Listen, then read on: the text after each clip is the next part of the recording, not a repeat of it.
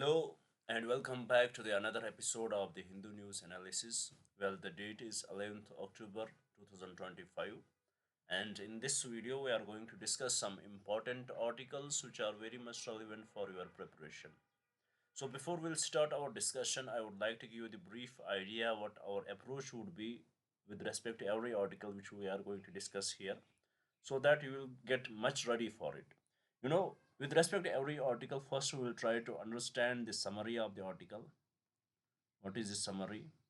We'll try to understand what does the article wants to convey us, what it is about, and we'll try to pick up the language of the article. Second, we'll look into the key points of the article which could be very much relevant for your preparation if you are preparing for the exams like UPSC, IAS exams, or JKPSC, or any state civil service exam. These key points could be very much important for you because this is the area where from you get the questions from the current affairs. Then third, we'll try to look into the possible prelims or mains question. Possible prelims or mains question, we'll try to look into that, what kind of prelims question can be asked from this article, or what kind of the mains question can be asked from this article, can be inspired from this article. So we'll look into that. So this is what we are going to do in this video. This is what we are going to this is the approach which we are going to have with respect to every article which we have to discuss today. Now, without any delay, let's have a look at the first article which we had brought here. Well, this is the report given by the National Crimes Reports Bureau of 2023. It gives us the data according to the article. What are the crimes which are increasing in our country? What are the crimes which are picking up the race? So this gives us the data about that. What types of crimes are there? How many there are registered crimes? For example, if we see surge in the murder cases, what does it tell us about? For example, if the murder cases are increasing, does it mean that this is the real picture, or it is the only those cases which are being registered by the police? Or if there are any cases against children, are they the real picture, or they are the only the registered cases? So this article tells us the various ideas. It gives us the various reports. It gives us the data about the various crimes which are increasing since 2022, how they had increased. Is that the real picture, or it is just the does it really, is it the real picture, or this is the altered data? So this is what this article here highlights. So first we'll look into the key points of the article here. We'll try to find out what are the crimes. We will see how they are increasing. Are they decreasing, or are they increasing? That we will look into. Then we will try to understand the actual data. What does the article further classify it as? So for example, here it talks about the murder. So changing from how it has changed from 2025, it is saying that 2.8% has 2.8% decrease in the cases that had been registered with respect to murder. And here, how many are their total registered cases in 2023? It is 27,721. So definitely the trend says that the murder cases are decreasing. Murder cases are decreasing. So this is what the article here gives us with respect to murder. But at the same time, this article also talks about these are the only cases which are registered. There are so many cases which go unregistered, and they are not counted at all. And we know the real story of our country. We know the real what is actually happening on the ground. So most cases pertaining to dispute, why there are so many murder cases, what could be the reason for that? Here the article highlights that most cases pertain to disputes, personal vendetta, enmity, or gain. So it is basically the enmity between these persons, or there would be the personal gain there. So because of these, there are such murder cases. Then what about the crimes against scheduled tribes? There we are seeing 28.8% surge. What are the total number of so definitely, according to the article, the crimes against scheduled tribes, it had increased to the highest levels. What are the total registered cases? 12,960 total registered cases, up from 10,064 in 2024. So definitely there is the increase in the total registered cases. And why? What is the major reason of these crimes against scheduled tribes? It is basically what we are seeing in the Manipur. Manipur saw a massive spike from one case in 2022 to 3,399 cases in 2023, largely due to ethnic violence. And Madhya Pradesh and Rajasthan also recorded high crime rates. So these are the states which are seeing high crime rates. Basically, major rise is seen in the Manipur. Why? Because of the ethnic violence which is happening there. Then what about the cyber crimes? It is also increasing. There we are seeing 31.2% increase, and the total registered cases, it is 86,420, which is the total registered cases from 65,893 in the 2022 data.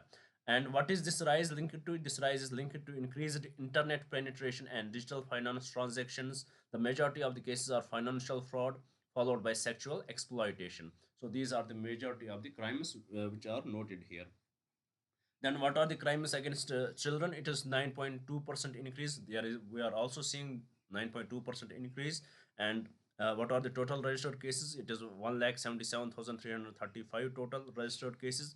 And in the 96% of the cases, the offenders was known to the victim. The offender was known to the victim. So it is the close, majorly, who did such crimes against the children. They are the close relatives most of the times.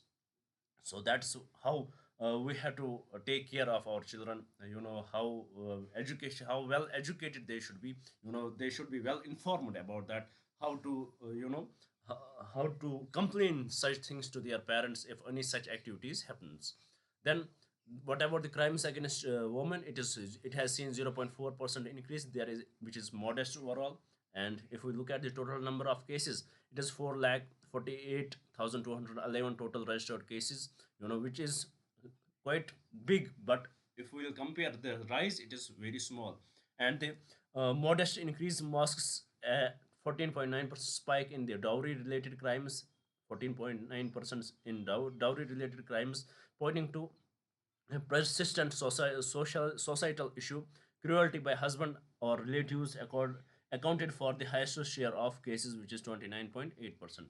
So basically, these are the domestic cases which are associated with the woman. So this is the data which was given in the article. Now from this data, many questions can be asked. A question can be asked whether there is increase in the murder cases or there is decrease with respect to scheduled tribes. Is there increase in the murder cases with respect to them, with respect to cyber crimes? So different types of questions can be asked. But at the same time, even though we have this data, the data says that there has been the decrease in the murder cases, but in reality, is it so? There is the biggest question mark, because we don't have the actual number, because all the murder cases are not reported. Some get lost during the registration of FIRs. So there are various issues with respect to that. So till now, this is the data which we have. So with respect to this, what can be the question which can be asked in the exam? Here the question says, with reference to the key findings of the National Crime Records Bureau Crime in India 2023 report, consider the following statements. The overall registered cases of murder across the country recorded an increase for the first time in 5 years. This is totally incorrect, because there has been the decrease. So this first statement is incorrect. So with respect to this, we can eliminate option A and we can eliminate option D. Now we are left with option B and option C. Now let's have a look at the statement 2. The highest proportional surge in crimes was recorded in the category of cyber crimes, surpassing the increase in crimes against scheduled tribes. That is true. Then the rise in the crime against scheduled tribes was primarily driven by the ethnic violence reported from Manipur. That's also true. So with respect to this question, the correct statement is option B, which is 2 and 3 only. With this, I hope you had understood the article, you had understood the data given in the article, and you are well aware of what kind of question can be inspired from this article. Now with this, let's move to the another article. Let's try to understand that. Well, here the article talks about the holistic demographic mission. Recently you might had heard that how this new demographic mission is under plans. New demographic mission is under plans. So with respect to this, the article argues that it should be much holistic. There are various, even though the major aim of this demographic mission is to curb the illegal immigrants. So but at the same time, if we look at the demographic dividend we are enjoying in the country, we have the best demographic dividend. Our youth population is very huge, but at the same time, what we are seeing various issues with respect there. For example, if we look at the educational level, that is different, the skill level, that is different, but what is required in the industries, that is totally different. So definitely there is mismatch in this regard that we have to take care of. Then at the same time, we have to assure health to these people and various other aspects. So with respect to this, let's have a look at the key points. We'll try to understand what does the article talk about in detail, and then we'll try to understand what kind of question can be asked from the article. Let's have a look. Here it talks about the initial mission focus, announced August 15, 2025, initially limited to monitoring undocumented immigration from Bangladesh in border regions, that we know. Then the core argument, India needs a holistic demographic mission to leverage its large youth demography and sustain its population well into the next century. That is what the article here had argued. Then what are the things which we had corrected so far? For example, with respect to fertility and mortality, major advances have been made in these areas. Need for broader scope must examine demographic transformation over the last 2 decades. What are the demographic transformations, including the evolving capabilities, education, health, livelihood, and institutions in response to migration. Then it talks about the infrastructure imbalance. The education and skill infrastructure is skewed across regions, creating inequalities for the less affluent, hindering the skill capital dream that we know. Then it talks about the migration challenge. Migration is a major population balancer but is met with an adverse political disclosure. Migrants face a constant battle of belonging. For example, they see the migrant disenfranchisement. Internal migrants are often enfranchised from voting rights in both their home state, not a usual resident, and the host state. They are denied this voting right, who are often in the internal migration.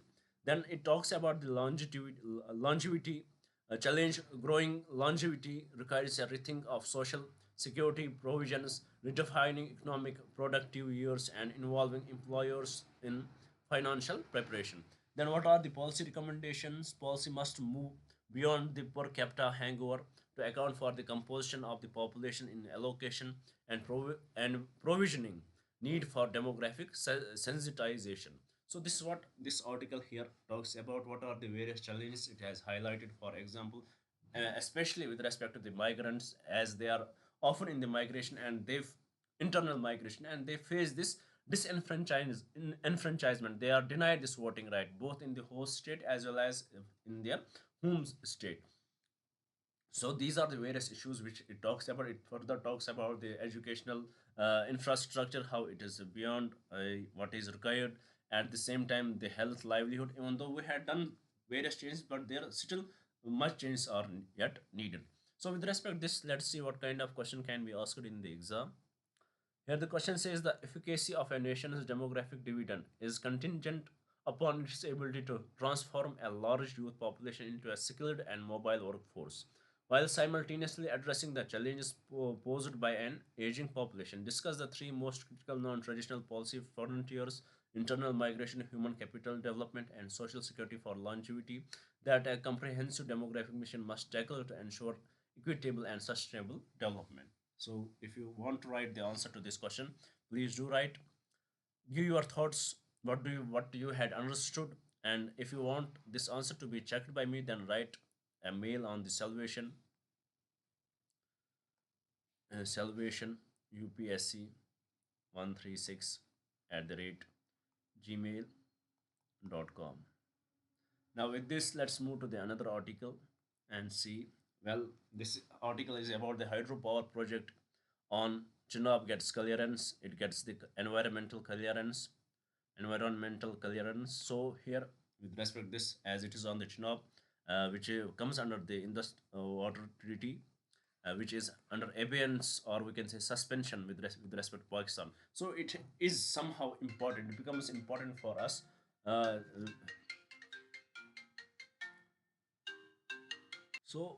as we know that Indus Water Treaty is under abeyance or suspension, so this project it becomes important. First, it has got environmental clearance, and it has highlighted that as this treaty is under suspension, this water belongs to Pakistan according to the treaty.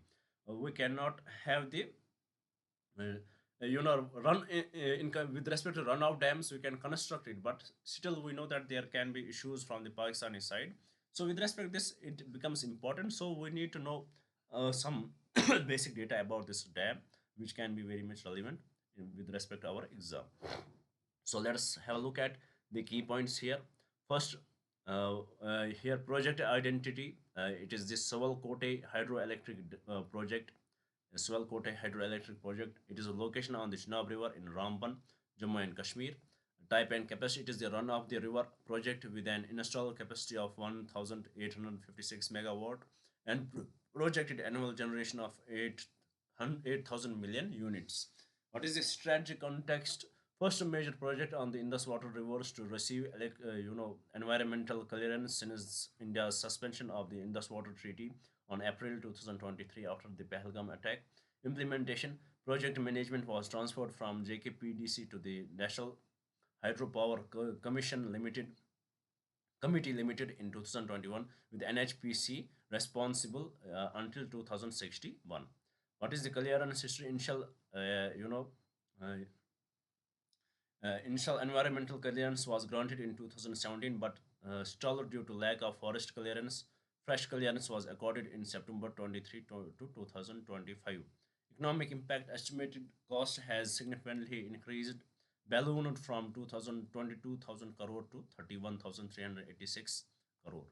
So this is the data which we need to know about this project, Sawalkote hydroelectric project, because it becomes important as right now the tussle is going on between India and Pakistan. As we know that Operation Sindoor is still there, but it has been paused, so it becomes important. With respect to this, let's see what kind of question can be asked from this article. Here the question says that Chenab River, on which the Sawalkote hydroelectric project is planned, is a tributary of which of the following major river systems and is governed by which international water sharing? It is easiest question which they can ask. It is Indus Water Treaty system, Indus River system, Indus Water Treaty. So with respect to this, I hope you had understood the article. The aim of reading the newspaper is not just mugging up everything what is given there, but the aim should be that how we can get the information which is relevant for us, which is to be asked in the exam. And for that, it becomes very hard for an aspirant who is uh, new to this, and it will take for some 4 hours, for some 5 years to read the newspaper, and still they would not be able to understand the points. For that, you know what we are doing this, we are giving you the work which you are going to do in 5 hours. We will do it for you in 30 minutes. You just have to watch the video and you are sorted with the current affairs of the day. So with this, let's move to the another article. Let's see what is given in here. Well, it is about Venezuela's opposition leader Mario Machado, who wins Nobel Peace Prize promoting democracy. So it becomes important. Mario Machado, a question about her can be asked. Is she the first woman who had got the Nobel Peace Prize? Answer is definitely no. Is she the 10th woman? No. She is definitely the 20th woman, which is given there. And she is the leader of the opposition in Venezuela. And what is the reason for that? She had promoted democracy in this time period where democracy is under huge threat, where the dictatorships are increasing. And she has raised her voice against the election malpractices which are happening in the Venezuela. So with respect to her, let's see what kind of questions can be asked in the exam. So first, we'll look into the key points here. Here, laureate and motivation Mario Corina Machado was recognized by the Norwegian Nobel Committee as woman who seeks the flame of democracy burning amid a growing darkness and a key unifying figure in the opposition against President Nicolas Maduro's government that we know. What is the context of the struggle? Ms. Machado was the former opposition presidential candidate but was disqualified by Maduro's government from running in the election. The article highlights that she has been forced to live in hiding despite serious threats due to government's crackdown on dissent. Dedication in a post on X, formerly Twitter, Ms. Machado dedicated the prize to the suffering people of Venezuela and President Trump for his decisive support of her cause. And what is the historic note? Miss Machado became the 20th woman to win the Nobel Peace Prize. So this data is very much important. So here, what can be asked in the exam? First, a question about Venezuela can be asked. Please know it is, where it is located, what are the neighboring countries, and what is the country which it has close border with, and what are the issues going on. So please read about the Venezuela. A question about it can be asked in the exam, and a direct question about the Nobel Peace Prize, Mario Machado, where from she is. A direct question can be asked in the exam with respect to her. Now, with this, let's move to the last article of today's discussion. Well, it was on the page one. India's Kabul mission to be upgraded to embassy. So right now we are seeing that there are, India has started to recognize the Taliban government. Now the India's Kabul mission, which was shut in when once the Taliban took over again in Afghanistan. Now they are upgrading it to the embassy. So definitely we are seeing that the relation between India and the Taliban, India and Afghanistan are improving, and we are seeing that there are some common challenges between India and which India and Taliban face. For example, Pakistan, the terrorism from Pakistan, the cross-border terrorism, cross-border militancy, which both the countries face. That is one of the major challenge. So, in order to solve these issues, both the countries had started to come together, and India will support them financially. The Taliban government has urged Indian companies to invest in Afghanistan in their minerals so that both the countries can improve. And at the same time, India has proposed to gift 20 or 30 ambulances to Taliban and to the Taliban government, to the Afghan people. And at the same time, India has, there has promised to increase to give more visas to the Afghan people, to their students. So various things have been discussed in this meeting. So let's see with respect to this, what are the key points. First, who is the announcement? India will upgrade its technical mission in Kabul to a full embassy of India. Correct. Indian minister, it is the External Affairs Minister S. Jaishankar. Afghan dignitary Foreign Minister Khan. Amir Khan Muttaqi, Taliban's administrator in the Taliban administration. Then, what is the security concerns raised cross-border terrorism as a common threat, urging coordination? India also condemned the terror attack in Pahalgam.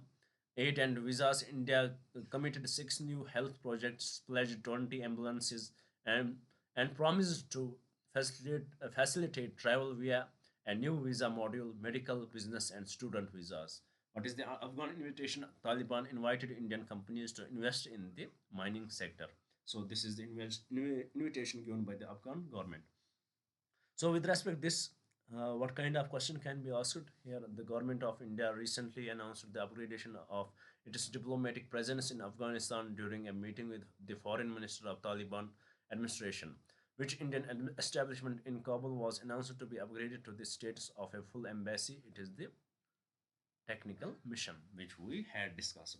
With this, we had completed our today's discussion. I hope you would have liked the video, you would like it. I hope you would have understood everything what I had given here. If there is any confusion, please do write in the comments. We are here to help you. And with this, please stay with us, for the next class, which we are going to upload at 6 p.m., where we will discuss the history, ancient history. So we will from today we will continue our program. So if you want to get connected with us, please do subscribe, do share it with your friends, and do write in the comments what else should we bring for you guys. And if you want to read from the book which we are preparing for you, for example, for Indian polity and governance, we have the comprehensive book. This is the holistic book which you should read, and you will get everything what is required for you to clear the exam. If you want to read from it, what you will have to do, mail us at salvation UPSC 136 at the rate gmail.com, and you will be told to pay only 200 rupees. This is the minimum amount which you will have to pay for this book. If you want to get access to it, please do mail us, and then do pay 200 rupees. You will get this book. So with this, I would like to conclude my today's discussion. Thank you for staying with me. Thank you very much and have a nice day.